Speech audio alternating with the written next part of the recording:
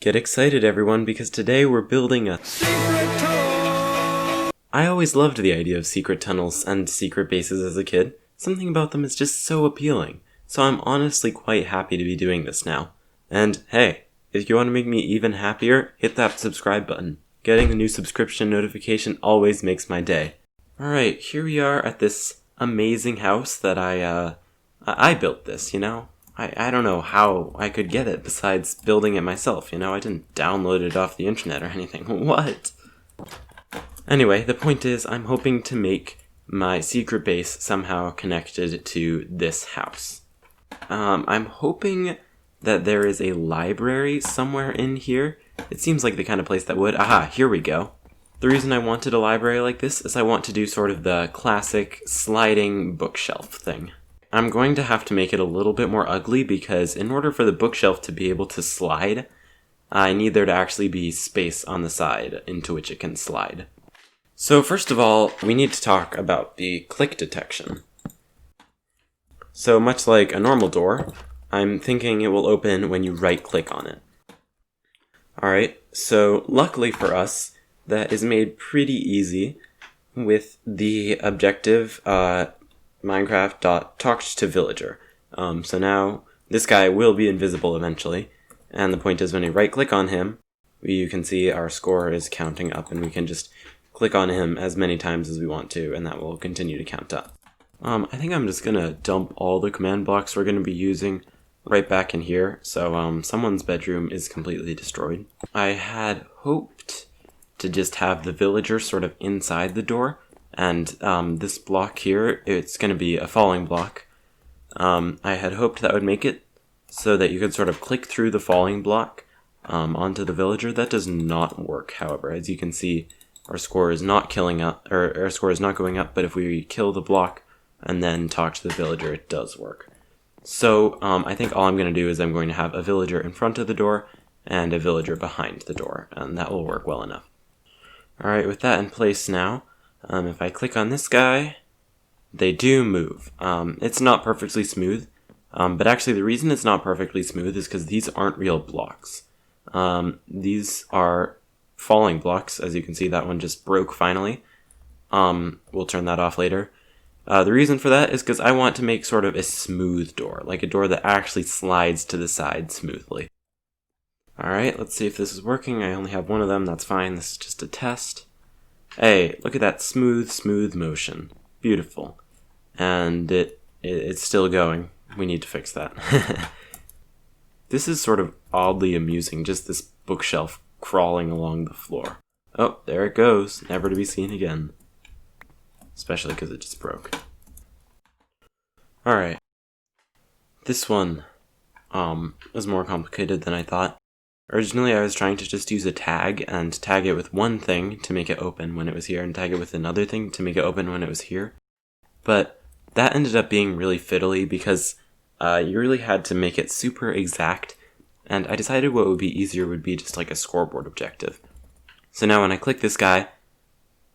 Wait. Wow.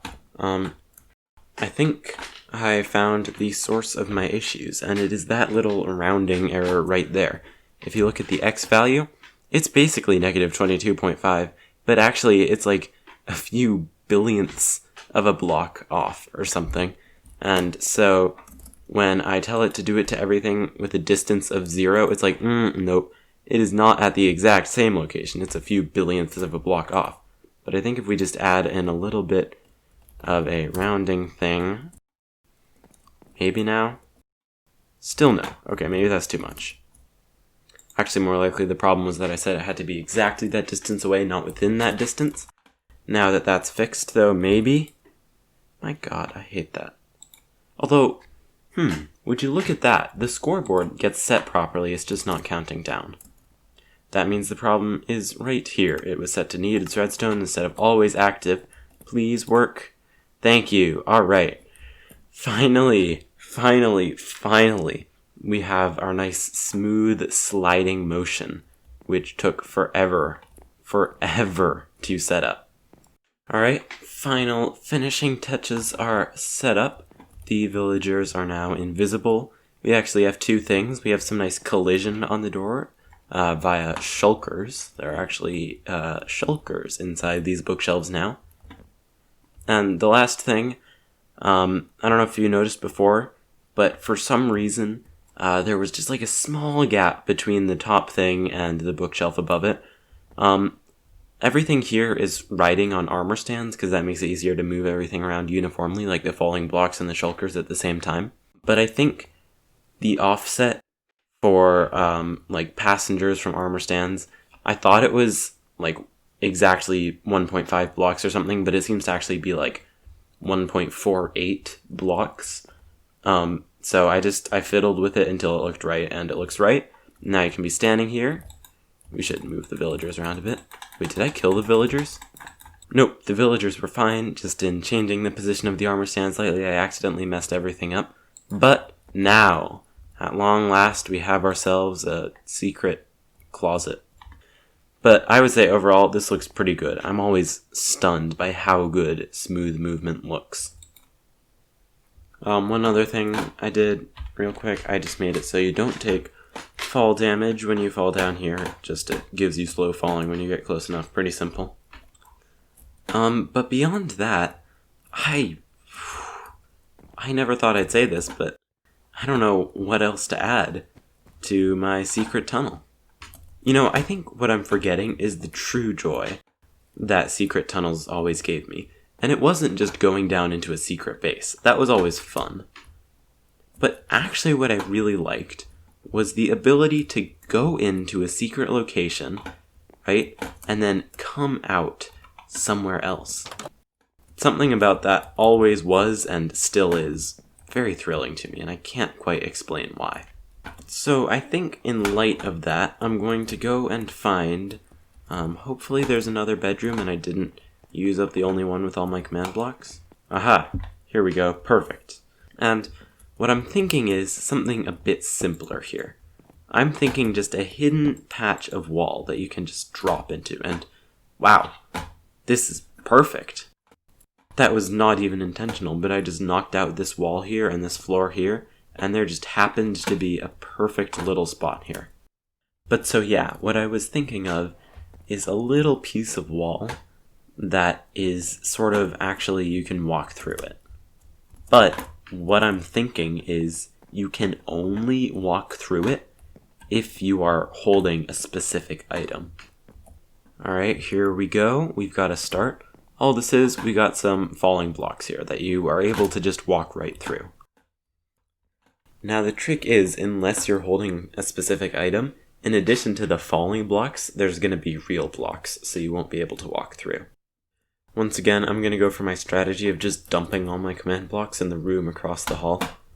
Alright, so, this should be pretty simple, I think. All we have is, if there's an entity holding something with the super secret password, then it will fill the area with air, and if not, then it will fill it with sandstone.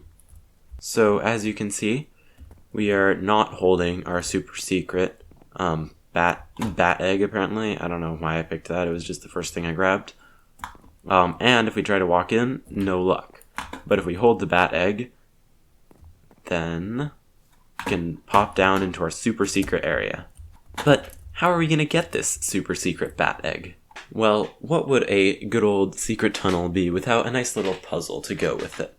So what I'm thinking is, in this chest we can have some items, and if you arrange them in a certain way, then it will drop the magical bat egg. Alright, so we've got this super complex puzzle. You open it up and, oh my god, what could we possibly do? Well, anyone with any basic Minecraft knowledge would probably say this, at which point it starts spamming hi in the chat, but don't worry, it's going to do something better soon. Alright, now I've gone ahead and actually set it up. So if we were to just rearrange these, wow, that was simpler than I intended. Now our beautiful let me in please appears. Actually, multiple of them appear, so if you want you can, spawn some bats with them. They're dying. I'm not sure why they're dying, but they're dying, and that's okay. Anyway, the point is, you do that, and then you can, all sneaky-like, you can just pop in here.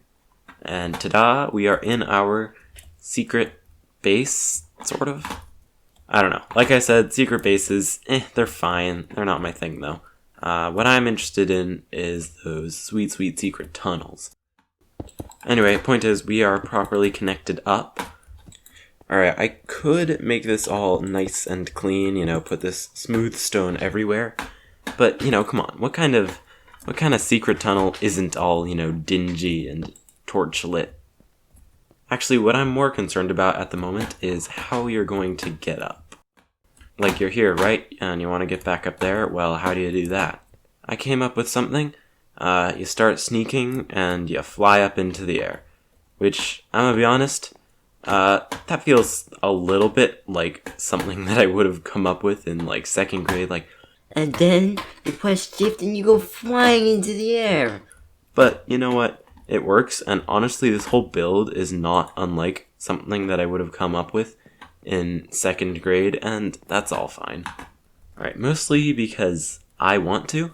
Let's just sort of do a full run through. So we're up here in our bedroom, and oh look, we need to sneak downstairs. So let's grab our super secret passcode, take our thing, and pop into the wall. And we're downstairs now, and so we can run along. Nope, shift. I tried to open the door, but the door is up here.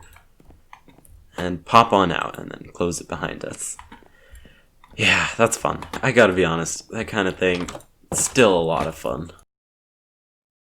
There's just something I love about sort of just being able to slip away and, go somewhere else without anyone knowing where you are.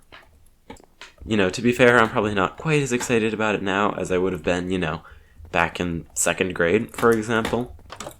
But, it's all well and good. It was still a lot of fun. I'm telling you, the smooth animation here, like I said, it looks really good. Like I also said, it took a stupid long time to set up.